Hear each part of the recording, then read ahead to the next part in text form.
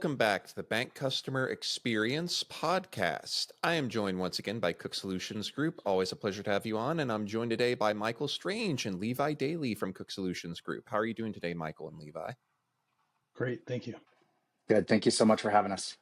Perfect. So we are talking really about ATM security threats, and we're seeing a lot of that in the news recently. There's been a wave of jackpotting attacks. There's been some attacks that have targeted independent deployers' entire fleet. There's all sorts of things going on right now, even more so than maybe a year ago.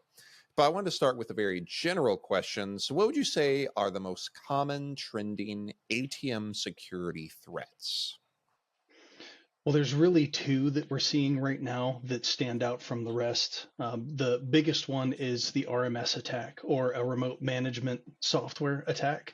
And this is where bad actors will compromise a remote management server that has a remote connection to the ATMs, and then utilize that software to change the configuration of the ATM. Once they've changed the configuration, then they're able to mimic a host and approve transactions. And what we've been seeing is they'll remotely connect to the ATMs. They'll turn off TLS 1.2. They'll reconfigure the host IP so that it is pointing to the nefarious server. And now it's kind of like a man-in-the-middle attack. Your ATM thinks it's communicating with a legit host, but it's actually communicating with this bad actor's server. And now you're able to do transactions for any dollar amount that you choose on any account, and you'll get the approval. And then money comes out the other side. We've been seeing this attack quite often, and I think it's something that's a little bit new, at least here in the United States. Interesting. And I just want to kind of zero in a little bit on why do you think we're seeing a rise in jackpotting again? Because that certainly seems to come and go in waves. Yeah, and it's funny, we talk about this just kind of like with fashion, right? Everything old is new again, and we see these attacks kind of fade out, and then they come back with a little bit of a different twist. And while we've seen jackpotting in the past, that's kind of a vague term for money magically comes out of the ATM. It's Sure. the method with which they do the jackpot that changes. And the RMS type of attack is really highlighting mistakes with just your general cybersecurity type of awareness, with some FIs and servicers, right? Not following best practices. And it really is a clever way to get around any kind of protections on the ATM locally, because this remote management software is manufacturer software. It's not nefarious. There's no malware, there's no virus. This is legit software that the machine is expecting to be there, and it's going through a normal process to reconfigure the machine. So it's a very clever way to get around a lot of those protections on the ATM. And the other, oh, sorry, go ahead. If I could jump on that too, Michael, we're seeing so many, for years we've seen jackpotting, and the goal is to get the cash out of the machine. There's a lot of cash in these ATMs. So if you can walk away with that cash quickly and easily, they're going to look at every hole or every vulnerability. And it seems to me like for years, the different type of jackpotting that we've seen is physically at that machine. And, ourselves and other companies and ATM manufacturers always it's a cat and mouse game. We always try to come up with another way of protecting it. But the RMS one is kind of a new one, right? Because the one RMS attack, some that we've seen over the last few years, is attacks at service providers like us, right? Like we have, I think we service 12 states where we have physical technicians, but then we resell our remote view software nationwide to 20 other companies just like us that service machines. So you look at a company like Cook as a target in a sense, because we have remote software that can access every single machine. And so that RMS attacking a service provider, like a company like us, that has that access, it's just a new way of getting to it. Or if a bank or a credit union has their own remote server, right, where they're using that remote server to log into their ATMs, it's no different than an IT department using a remote server to log into, their IT devices, their laptops and desktops and servers. Exactly. And so if you can attack that one at the top that has access to potentially thousands of machines, like Michael's saying, and they can send a command. It doesn't look like malware. It doesn't look bad. They can send a command down make this tweak on the ATM, and then the ATMs are vulnerable. Maybe you still physically have to go and get that cash out, but it's a pretty smart way of doing it if they're targeting the service providers that do not have their security buttoned up. Right. Definitely. Now, are there any specific regions getting hit harder than others in your experience? We're definitely seeing a trend here, and I don't know that there's a specific region getting targeted, but there's definitely a pattern, kind of moving from south to north. One of the important things to remember: this isn't one of those infinite money glitches that people find on YouTube, and some kids are Mm-hmm. trying to get free cash. This is organized crime. These are Right. gangs and mobs, both from the United States and abroad.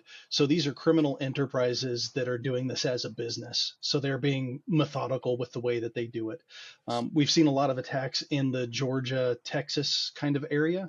That's sort of where it started, but we're seeing it spread out. We've seen some out here in the Pacific Northwest. We're out here in Portland. So we've seen some in our area as well. And these groups will move throughout the country literally as they get arrested. They'll do the attacks, and somebody will get caught in New Mexico, and then those people get out on bail and they move to Arizona, and we'll see them traverse major interstates. The most common one that we see on here on the West Coast is moving up and down the I-5 corridor, again, south to north type of a thing. So we are seeing these attacks nationwide. The most recent have been Georgia, Texas, and then here in Oregon. Interesting. So I want to get away from just the threats themselves and talk about how do you prevent them. What is a layered defense that could help prevent these type of ATM attacks? That, like Michael said in the beginning, two types of attacks that we're really seeing. I mean, card skimming and all of these other type of attacks are still there. They're still out there. And so you got to look, just kind of like we talked about, like these bad actors, these criminals, they're very sophisticated, right? It's we kind of make the joke, like we've seen for years and years and years, like you can buy a kit online and then you can go attack a machine, and that's like the freshman crew. This is the varsity team. Like Michael said, these guys are good, and they're getting a lot of money, hundreds and hundreds of thousands of dollars on a lot of these Right. attacks, right? And so you have to take a step back and you have to look at, in a sense, every single vulnerability that's out there, knowing that more are coming, right? Knowing that like they're not going to stop because they're getting money, and so they're going to constantly look at other ways of doing it. We share what we call a layered approach, and at Cook we say we also have our own solutions that we call with a twist, things that we do different, because we are heavy in the ATM space and in the security space. We tie a lot of that together. So, from one thing that I wanted to kind of touch on, and I think Michael can add to this, is the RMS attack specifically. The challenge, like we say, it's a black eye to the ATM industry. It for sure is, and the reason we say that is because it's this new vulnerability. You're attacking the IT side of the house, right? And the Right. vulnerabilities that we've seen, or the service providers, the companies that have an RMS server, and bad guys get access to that, and then they can, they can connect into up to these thousands of machines. You got to protect your server. You have to go. It's not just the basics, right? I feel like there's a lot of times they spin up a server, you spin it up in cloud. Oh, it's in Azure, it's in Google, it's in AWS. It's safe, it's protected. There are so many layers on the cybersecurity side. Who has access to my server? Do we have a cybersecurity team monitoring the logs and knowing who's logging in and who's doing what? Are we using multi-factor authentication?